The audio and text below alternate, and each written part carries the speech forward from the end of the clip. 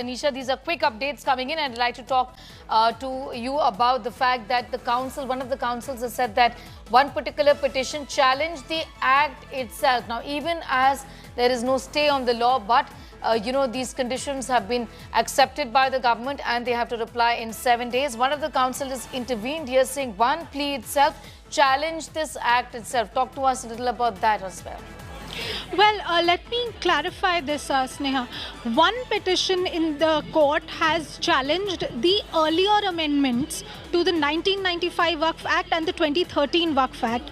The rest of the petitions have challenged this current Waqf Act, the one that was passed just a few days ago.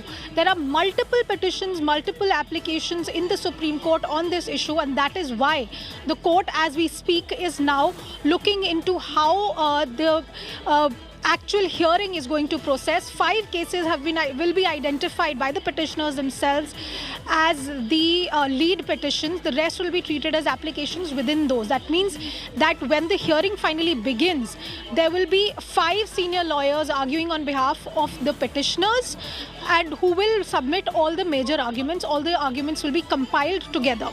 Secondly, what we need to see as the outcome of today's hearing is that the court has effectively passed no stay on the Waqf Act, but on 2 issues the court has passed very clear orders. No change will be made to the character of any Waqf property, whether it is a registered Waqf or a Waqf by user.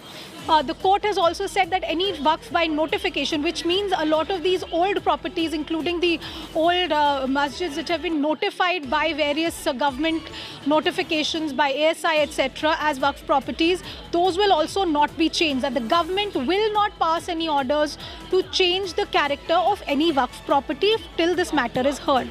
Thirdly, what the court has said is that there will be no appointments made to any Waqf boards or any of the councils that have been created under the Waqf Act, because one of the main contentions of the petitioners was that the question of how many non-Muslims may be appointed in the Waqf boards, and whether out of 22 members of the Waqf board, if there are only mandatory 10 Muslim members, will the rest, which is the majority, will that be non-Muslims? And that is a concern they've raised under Article 26, which regards the power of a religious or linguistic group to govern their own affairs, to govern their own religious or secular affairs. All of that has now been taken care of by the Supreme Court. And as we speak, the hearing is just about over. The court is talking to the lawyers about how these matters are going to be considered. The centre's plea that no stay should be granted and no interim orders should be passed has been partly accepted by the court, which has said that 7 days is now given to the centre to file their replies. All right, Anisha Mathur, getting in those details, I'm going to go straight across now to Nalini also, who continues to be with us from the Supreme Court. The assurance from the government, Nalini, like you've been telling us, has come in. Essentially, no change in the character of Waqf properties for now is what you say. Waqf properties not to be denotified until next date of hearing.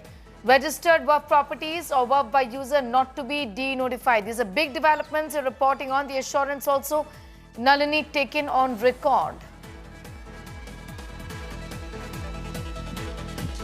Yes, Neha, it's a big breaking in coming, and this is exactly what we were expecting, because either the Supreme Court was going to pass an interim order to this effect on all these aspects, because these were the concerns that were raised by the Supreme Court during the hearing yesterday, or like we predicted ahead of the hearing, that there might be a possibility that the Solicitor General himself might make a statement before the Supreme Court on all these aspects, like he done even yesterday. Yesterday also he made a statement that a maximum of 2 non-Muslim members will be included in these properties, but today he's categorically told the Supreme Court that till the next date of hearing there will be no appointments that will be made.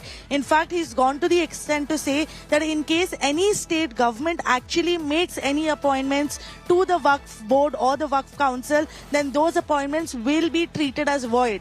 This is an assurance that has been given by the Solicitor General of India before the Supreme Court after taking instructions from the centre regarding what can be done to assuage the concerns that have been raised by the petitioners, and then and through that been raised by the Supreme Court during the hearing yesterday. So it's a big assurance that has come in.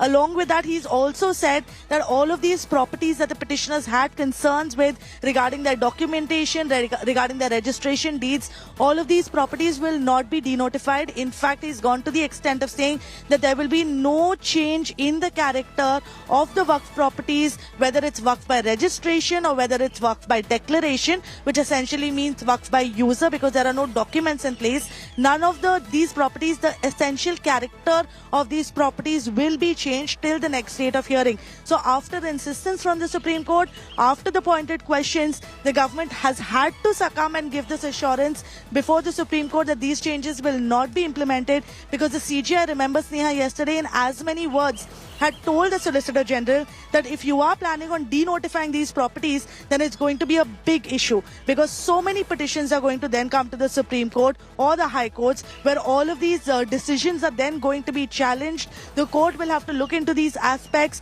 whether or not it's going to be possible to undo all of those changes when the Supreme Court's decided this issue in finality is going to be a major task.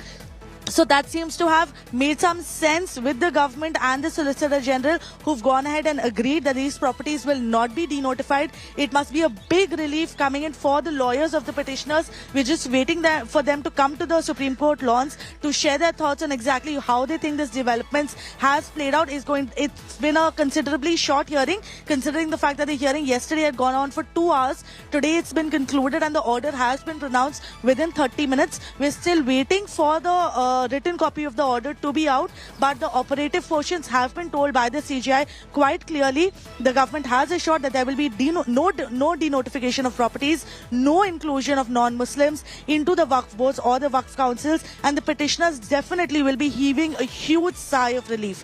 Another important point that is coming in, Sneha, is that nodal officers are going to be appointed both on the petitioner side as well as the government side. The reason why this is being done is because, considering the large amount of volume of documents that is in this case, all those documents will have to be sorted and the documents will have to be submitted before the court.